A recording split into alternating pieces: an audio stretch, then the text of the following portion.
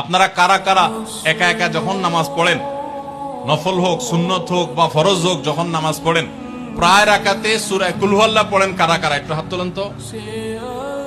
আচ্ছা, হাত নামান। সূরা ইখলাস, এটাকে আমরা সাধারণত কুল হুয়াল্লাহ সূরা বলি, তাই না? ইখলাস মানেটা কি?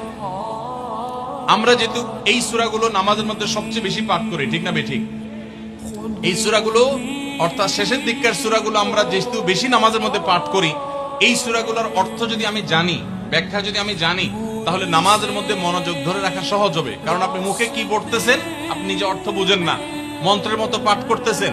যদিও না বুঝে পড়লেও আপনি সওয়াব পাবেন, কিন্তু না বুঝে পড়লে তো আর এই কোরআনে আল্লাহ কি বলেছে এটা আপনি জানতে পারবেন না।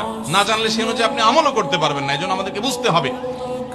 এজন্য সূরা ইখলাস সম্পর্কে আমরা জানি। ইখলাস এই সূরার নাম। সূরার নাম হলো সূরাতুল ইখলাস বা ইখলাসের সূরা।